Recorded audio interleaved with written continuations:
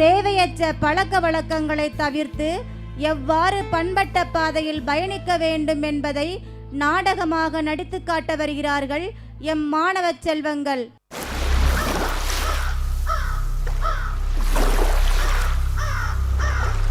தங்கம் விலை உயர்வு. தங்கம் விலை உயர்வா? நான் என் மூத்தம்மனுக்கு ஒரு கல்யாணம் வச்சிருக்கேனே, அதுக்கு நான் எந்த வேலைன்னு நான் ஆரம்பிக்கலையே. சாரதா, சாரதா எங்க போனா? சரஸ்வதி வீட்டுலவே கதடிக்க போயிருப்பாளோ? நீங்க யாராவது என் மனைவிய பாத்தீங்களா? ஒருத்தருக்கும் சத்தம் கிடையாது. யார் கூட கதை பேச போயிட்டா. எப்ப வருவான்னு பாப்போம். ஐய என்னப்பா தனியா புலம்பிட்டு இருக்கீங்க? உங்களுக்கு வேற வேலையே இல்லையா? பார்த்து பிளட் பிரஷர் ஏறிராம. Cool down, cool down, cool down daddy. அப்பப்பப்பா, ஒரு மனுஷி துணி காய போட்டுட்டு வர்றதுக்குள்ள அப்பா மகனும் என்னத்த பேசிக்கிட்டு இருக்கீங்க? நான் என்ன அமெரிக்காவுக்கா போனேன்? மொட்டை மாடியில போய் துணி தானே காயப்பட போனேன். அதுக்குள்ள இந்த ஆர்ப்பாட்டம். கோவப்படாத சாரதாமா, நம்ம மகன் கல்யாண விஷயம் பேசுறதுக்கு தான் நித்தியானே. என் கல்யாணத்துல எங்க அப்பாக்கு என்ன அக்கறை? நீங்க எழுந்தா இருக்கீங்களே. எனக்கு கொஞ்சம் வேலை இருக்குப்பா, நான் போய் இதை பாக்குறேன். சாரதா, நம்ம பையன் கல்யாணத்துக்கு தேவையான மளிகை ஜாமான் எல்லாம் வாங்கணும்ல. என்னெல்லாம் தேவையோ அதெல்லாம் எழுதி வச்சாதானே சரி. எல்லாம் வாங்கிட்டு வந்த பிறகு ஐயே அதை மறந்துட்டேனே இதை மறந்துட்டேன்னு நீ என் உயிரை தானே வாங்குவ. அதை பத்தி கேக்குறதுக்கு தான் கூப்பிட்டமா. என் கருத்துள்ள மகராசா, பையன் கல்யாணத்துல என்ன அக்கறை, என்ன அக்கறை? கல்யாணத்தன்னைக்கு சாயங்காலம் பார்க்கணும் அப்பாவுடைய அக்கறையே. அது அக்கறையா இல்ல சக்கரையான்னு நாங்க ஏற்கனவே எழுதி வச்சாச்சு. நம்ம பையன் கல்யாணம் அன்னைக்கு காலை சாப்பாடு, மத்தியான சாப்பாடு போடுறதுக்கு பிளாஸ்டிக் இலை, பிளாஸ்டிக் டம்ளர், பிரியாணி கொடுக்கறதுக்கு பிளாஸ்டிக் பை, எல்லாத்தையும் சரியா எழுதிருக்கியா? என்ன ஆள்லீங்க? கலர் கலரா பிளாஸ்டிக் பை எல்லாம் போய் கலர் கலரா பிளாஸ்டிக் வாளி வந்துட்டு. பிளாஸ்டிக் பையா, பிளாஸ்டிக் பை. சுந்தர், இங்க வாடா நீ. உங்க அப்பா பேசுறத கேளு. என்னப்பா பேசுறீங்க? பிளாஸ்டிக்ல தயாரிச்ச பொருட்கள் எதுவுமே வாங்க கூடாதுன்னு அம்மாட்ட ஏற்கனவே சொல்லிட்டேன். அதனால எவ்வளவு தீமை தெரியுமாப்பா? நாம சூடான சாப்பாடு பிளாஸ்டிக் பையில வைக்கும் போது அதுல உள்ள வேதிப்பொருட்கள் அந்த உணவுல தான் கரையும். அந்த வேதிப்பொருட்கள் அதிகமான நாட்கள் நம்ம உடம்புல இருந்துகிட்டே இருக்கும். அதனால வயிற்று வலி, வாந்தி, வயிற்றுப்போக்கு, இது தவிர குழந்தைகளின் வளர்ச்சியும் பாதிக்கும். ரொம்ப ரொம்ப முக்கியமான விஷயம் என்னன்னா, நம்ம தொடர்ந்து பிளாஸ்டிக் பொருட்கள் பயன்படுத்திக்கிட்டே இருந்தோம்னா புற்றுநோய் வரும்பா.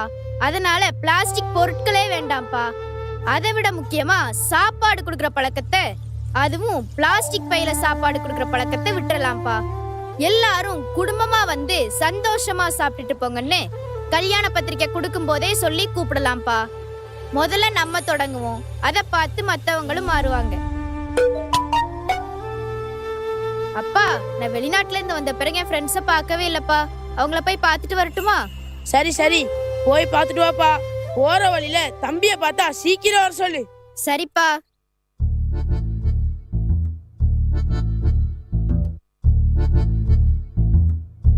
ஸ்டைலுன்னா ஸ்டைலு தான். நான் முடிவெட்டினாலே ஸ்டைலு தான். நம்ம ஊர்ல என்னைய மாதிரி யாராவது ஸ்டைலா முடிவெட்டிட்டு வர முடியுமா? இங்க பாருங்க, ஷ்வைங் இங்க ஒரு கோடு, ஷ்வைங் இங்க ஒரு கோடு, ஷோய் ஷோய் ஷோய் ஷோய், பத்தாவது குறைக்கும் பின்னொரு கோடு. ஐயோ அம்மா, நீங்களா? என் பக்கத்துல வாணி, முடிய கொத்தி வச்ச மாதிரி இருக்கு. இதுல அங்கங்க கோடு வேற. முடிய வெட்டிட்டு வான்னு சொன்னா தலையில ரோடு போட்டு வச்சிருக்கான். இது என்ன சாயம்? படிக்கிற பையன் தான் நீ. நீ எப்படி ஸ்கூலுக்கு போவ? எங்க பேரை கெடுக்கிறது மட்டும் இல்லாம ஸ்கூல் பேரையும் சேர்த்து கெடுக்கிறதுக்கு தானே இப்படி முடிவெட்டிட்டு வந்திருக்கே. உன் தலைய பாக்கும்போது முள்ளு மண்டைய பார்த்த மாதிரி இருக்கு. போட்டிருக்க பேண்ட பாரு, பொம்பளை பிள்ளைங்க போடுற டைட்ஸ் மாதிரி இருக்கு.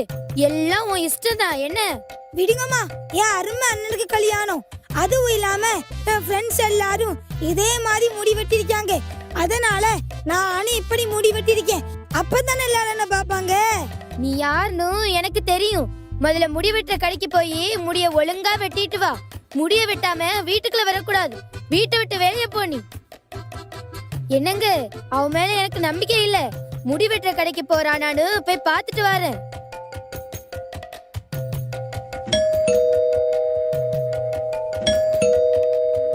அந்தோணி, ஏன்பா அந்தோணி? உள்ளவா சூசே.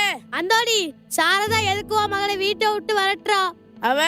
அவனை வீட்டை விட்டு வரட்டின சத்தம் உன் வீட்டுக்கு கேட்டுதா? அவன் முடி வெட்டிட்டு வந்திருக்க அழக நீ பக்கத்துல வந்து பார்த்தாலும் தெரியும் எதுக்கு அவனை வீட்டை விட்டு வரட்டினான்னு. அந்தோணி, இப்போ உள்ள பசங்களுக்கு நல்ல ஆடம்பரமா இருக்கணும், அழகுங்கிற பேர்ல அவங்களே அசிங்கப்படுத்தணும், இதான் அவங்களுக்கு பிடிக்குது. மத்தபடி நல்லா உழைக்கணும், அறிவை வளர்க்கணும், அதுல எல்லாம் நாட்டமே இல்ல. இது எல்லாத்தையும் விட ஆடம்பரம் தான் பெருசு. அதுக்காக நம்ம கடல்ல போய் கஷ்டப்பட்டு சம்பாதிக்கிற பணத்தை எல்லாம் வீணாக்குறாங்க. தாய் தகப்ப சொல்ற கேட்காம என் ஃப்ரெண்டு சொன்னா, அவன் சொன்னா, இவன் சொன்னா சொல்லி இப்படி பண்ணுதுவேன். சாரதா பண்ணுறதா சரி. இப்படி எல்லா வீட்லயும் செய்தா நம்ம பிள்ளைகளும் ஒழுங்கா வளருவாங்க. நீ சொல்ற சரிதான் சூசே. நம்ம தூயாவி ஸ்கூல்ல ஆண்டு விழா நடக்குதான். வா, ஒரு 8 பேர் அதை பார்த்துட்டு வந்துடலாம். சரி வா அந்தோடி, போலாம்.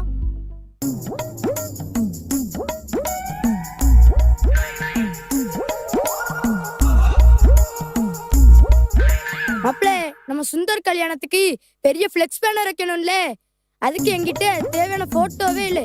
கொஞ்சம் போட்டோ எடு மாப்பிளே. உன்னை எடுக்காம வேற யார மாப்பிள எடுக்க போறேன்? குடு மாப்பிள, எடுத்து கொடுக்குறேன்.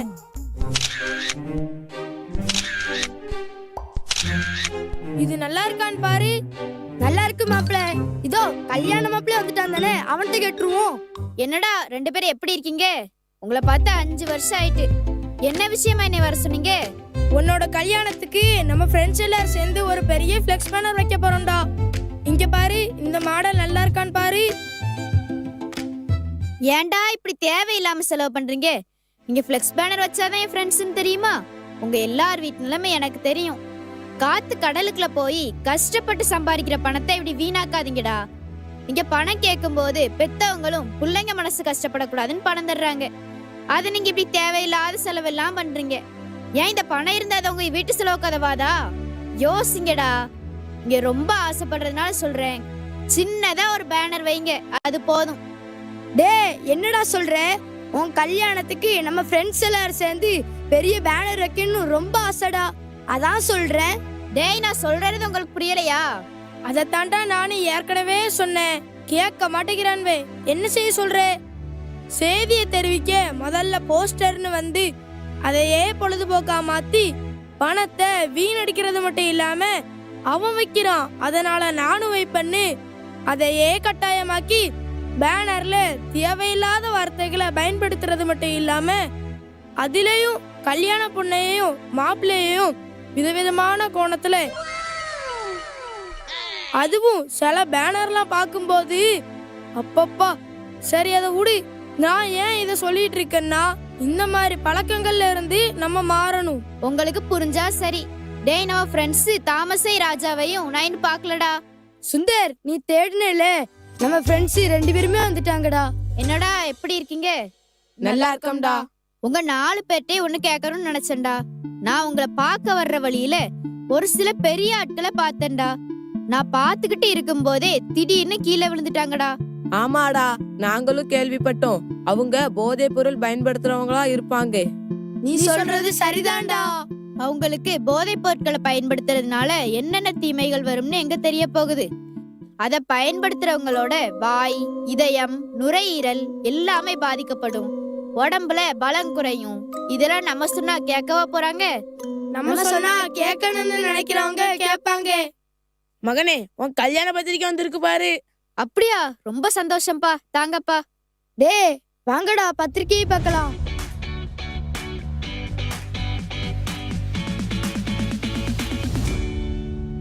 அந்தோணி, நான் உன்னை பார்க்க தான் வந்தேன். என் தம்பி மகளுக்கு கல்யாணம், அதுக்கு கொஞ்சம் பணம் தேவைப்படுது. பெரியப்பாங்கிற முறையில நானும் ஏதாவது செய்யணும்ல. அந்த பணத்தை உன்கிட்ட கடனா வாங்கிட்டு 2 மாசம் கழிச்சு தரலான்னு கேக்குறதுக்காக உன்னை பார்க்க வந்தேன். நான் கேக்குறேன்னு தப்பா நினைச்சுக்காத. நான் பணம் தர்றதுக்காக சொல்லல. நம்ம வருஷம் முழுசும் கடல் தொழில் செய்ததுக்காக நம்மளுடைய வருமானத்துல இருந்து கொஞ்சம் கொஞ்சமா சேர்த்து வச்ச பணத்தை புது வருஷம் தொடக்கத்துல தருவாங்கல்ல, அந்த பணத்தை நீ என்ன செய்த? பக்கத்து வீட்டுல உள்ளவங்க டூர் போறாங்கன்னு என் மகனும் டூர் போகணும்னு அடம் பிடிச்சாங்க. என் மனைவி ஆசைப்பட்டா. அதான் எனக்கு கிடைச்ச சேமிப்பு பணத்தை வச்சு ஒரு வாரம் டூர் போயிட்டு வந்தோம். இப்போ மொய் வைக்க பணம் இல்லை. அதான் உன்கிட்ட கடன் வாங்க வேண்டிய நிலைமை வந்துருச்சு அந்தோணி. நம்ம பிள்ளைங்க அடம் பிடிச்சாலும் மனைவி ஆசைப்பட்டாலும் நம்ம தான் அவங்களுக்கு எடுத்து சொல்லணும். நம்மளுடைய வருமானம் தேவைக்கு அதிகமா இருந்தா பரவாயில்ல, கிடைச்ச பணத்தை வச்சு டூர் போலான்னு தேவையே அதிகமா இருக்கும்போது நாம கொஞ்சம் சிக்கனமா தானே இருக்கணும். ஆனா கடலுக்கு போய் சேர்த்து வச்ச பணத்தை பிரயோஜனமா செலவு பண்றவங்க நிறைய பேர் இருக்காங்க. நானும் எனக்கு கிடைச்ச பணத்தை வச்சு என் மனைவிக்கு நகை செய்தேன். இனிமேலாவது கொஞ்சம் கவனமா இருப்பா. இப்ப இது தேவையில்லாத கடன் தானே, அதனாலதான் சொன்னேன். சரி அந்தோணி. எங்க நாடகத்தை பார்த்துட்டு இருக்க மக்களே, நாங்க சொல்ற கருத்துக்களை கொஞ்சம் கேக்குறீங்களா? நம்ம உடம்பு நல்லா ஆரோக்கியமா இருக்கணும், எதிர்கால தலைமுறையினர் நல்லா இருக்கணும்னு நீங்க நினைச்சா தயவு செய்து பிளாஸ்டிக்கை பயன்படுத்தாதீங்க. உங்களோட பிள்ளைங்க மேல அக்கறை பாசம் இருந்தா அவங்க எப்படி முடி வெட்டுறாங்க, எப்படி ட்ரெஸ் பண்றாங்க, எப்படிப்பட்ட நண்பர்களோட பழகுறாங்க, அவங்களோட நடவடிக்கை எப்படி இருக்குன்னு பாருங்க. எல்லாமே அவங்க இஷ்டப்படி செய்ய விடாதீங்க. நீங்க சொல்றத அவங்க கேட்டு நடக்கிற மாதிரி அவங்கள பழக்கப்படுத்துங்க. ஏன் தான் இப்படி எல்லாம் பேனர் வைக்கிறாங்களோன்னு மத்தவங்க நம்மள பார்த்து முகம் சுளிக்கிற அளவுக்கு பேனர் வைக்காதீங்க. இந்த உலகத்துல நம்ம வாழும்போது நோய் இல்லாம வாழ்றது தான் முக்கியம். நம்ம பிள்ளைங்களுக்கு சொத்து சுகங்களை சேர்த்து வைக்கிறதை விட அவங்க போதை பழக்கத்துக்கு அடிமையாகாம பார்த்து கொள்ள வேண்டியது நமது பொறுப்பு. போதை பொருட்களை பயன்படுத்தாம இருந்து நம்ம உடல் உறுப்புகளை நோயிலிருந்து பாதுகாப்போம். நோயற்ற வாழ்வே குறைவற்ற செல்வம். ஆடம்பர வாழ்க்கை வாழ நினைச்சு கடனாளியா ஆகக்கூடாது. இது நமக்கு கண்டிப்பா தேவை. அப்படின்னா அதுக்காக மட்டும்தான் பணத்தை செலவு செய்யணும். நாங்க சொன்ன எல்லா கருத்துக்களையும் கடைபிடித்து பண்பட்ட பாதையில் நடப்போம். பண்பாட்டினை பண்படுத்துவோம்.